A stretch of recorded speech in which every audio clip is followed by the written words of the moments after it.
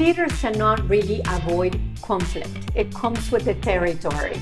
It is actually a great asset for a person that has any leadership position to be great at conflict resolution. And I can think of 7 things to take into account once conflict is on our table, or even to prepare for conflict. One is deliver communication effectively and kindly.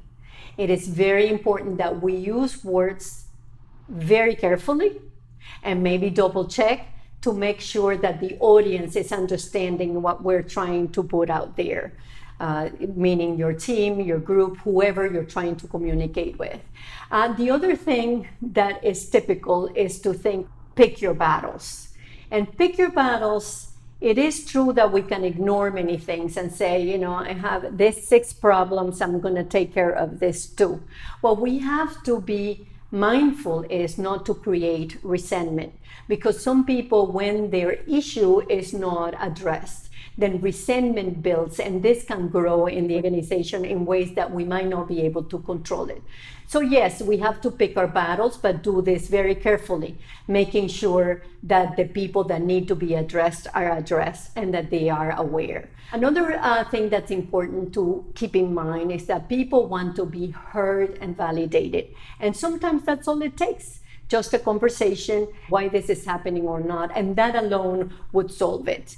Another thing is take time, because many times we have emotions, or maybe we don't see the problem clearly. Ask a lot of questions, think about it, and take your time to respond, because that sometimes solves the problem, and sometimes it makes us see it from a different perspective. A 5th recommendation that I would have is try to collaborate.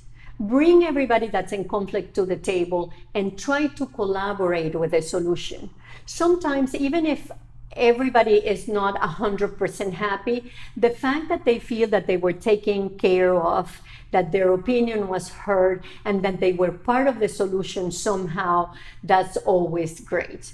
As for feedback after the fact, because many times we collaborate, the solution is on the table, and then things don't work out, or people don't perceive them like they worked out. So asking for feedback is also very, very good.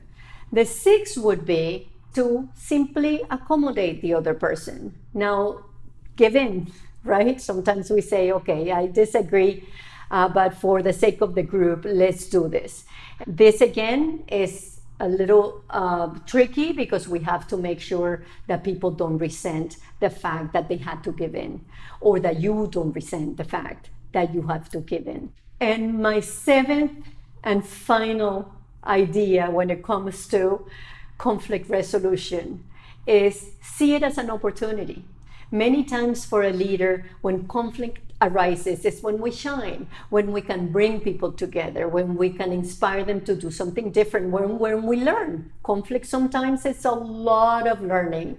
And there's a saying I heard recently that I love that says that sailors do not become great sailors if there is not a storm.